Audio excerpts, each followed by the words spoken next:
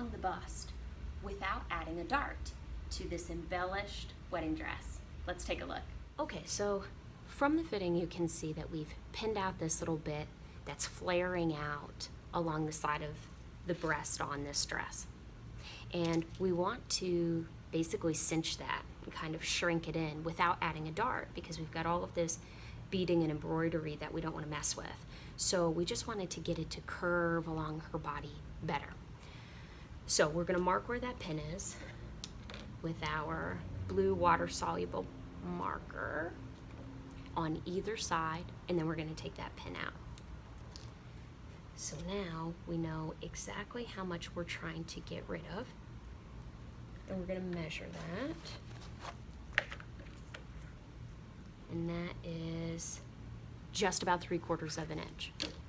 Okay, so now let's lay it down on the table and start cinching it in. Okay, so we have our needle and thread, just one thread doubled over, and stay tape, which is not tape, not fusible, and not sticky at all. It's actually just a super thin interfacing that is stitched along necklines and armholes just like this to give structure and stability. And what we're going to do is essentially use our needle and thread to just baste in a little stitch there by hand, and then almost gather the fabric and press it in place, and then stitch on our stay tape to make it stay. So again, this is the section of the dress that we're looking at is just along the armhole. So we're going to start a few inches down from where the strap connects and make a little knot in the fabric to keep this in place, and basically do a small running stitch. And we are really going to be treating this almost like we are gathering the fabric. You see that? So we're just picking up a few, keeping it small because we want to have a lot of control over how much we gather it. We're going to put the running stitch in first, and then gently and slowly gather it after we've come down to the bottom. So we're not going to go all the way to where the strap connects in the back. We're going to go just to, if you can see there, that side seam. That's all we need. We just need that section of the side from the strap to the side seam.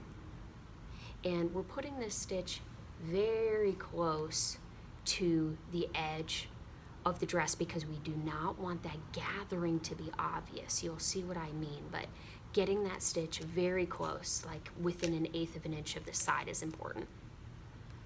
All right, great. So now we are not going to knot off the thread. We are just going to hold our needle and gently pull. Now, if we pull a lot, I'll show you what that looks like. That looks like this, which looks dumb. That's not what we're trying to do. We only want to pull enough to give us this amount that we marked out. So let's measure it again. Right now, our stitch goes about 4 inches. So we need it to be less 3 1/4 because that's what we've marked out. That's what we pinned out. So what we're going to kind of do is gently gather along that edge. I know that you can see it puckering, but that's okay. We're going to fix that when we kind of steam it and press it in place and sort of trick it later. There we go. Now, that looks about right. Let me measure that and see where we are at. Actually, we're at about 3 1/2 there. So I'm going to release it a little, and then being careful not to move those gathers we just put in, we're going to pick up a little bit of fabric and knot it off right there. Now, perfect. We're going to take this over. See how you can just barely see how it's gathered? We're going to take this over and lay the embroidered and beaded side face down and press with steam. This is going to shrink that into place and take away any of those puckers, but our thread is holding that new shape slightly smaller in place. Okay, now we have pressed our slightly smaller armhole in place, but how do we know that things didn't shift around while we were messing with it? Well, this is why I always do one side at a time. I complete one side of a garment before moving on to the next, because our other side is still pinned and unaltered, which means that we can hold it up using our straps as a reference point to show, with that strap matching and that strap in the back matching and our other side still pinned, are they exactly the same? Do they measure exactly the same? Yes. Even these little flowers, another reference point, match up. So we know we're good. We know that we're ready for the last step, which is to hold this all in place with our stay tape. So we'll cut just enough to cover the area that we cinched into place. And then we are just going to whip stitch that on by hand. And I am going to pin that in place at the start with a little safety pin here. And again, I'm stitching just along that edge. Now, that gather, it can shift around. So we want to make sure that as we're sewing, we're moving it with our fingers to make sure that it's staying flat, because once we get this stay tape in, then it will actually stop shifting around. But right now, just like any other ruffles that are not stitched in place, it is able to still move until we complete our putting our stitching in here.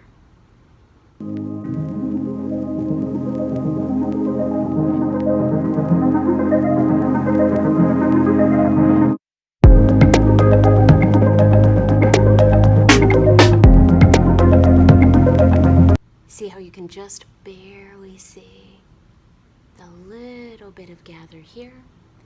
With our stay tape in place, we're gonna press that one more time. Okay, we've pressed it, we've finished stitching down our stay tape, and now for the final test, one more time, we're going to take the pin out of the other side, marking it, even though we know that it needs to be 3/4 of an inch to match.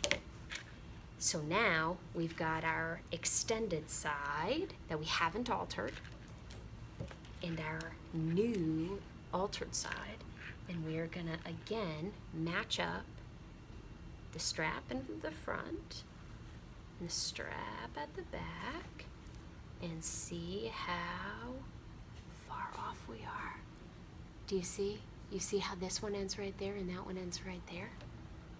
Let's match it up totally and completely just to be sure, holding everything in place. Yes, and again, you see how these flowers are totally off because this side is now much shorter than this side. Perfect.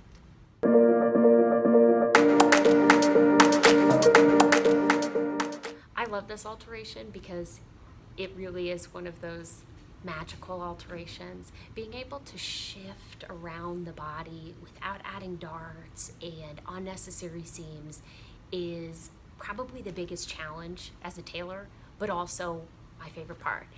The construction and the 3D modeling that goes into how am I going to make this wrap around a 3D figure is super cool. I love this kind of work, and especially on wedding dresses when it's so critical that every detail is exactly right, exactly in the right place, and happy bride on her big day. Thanks for joining me.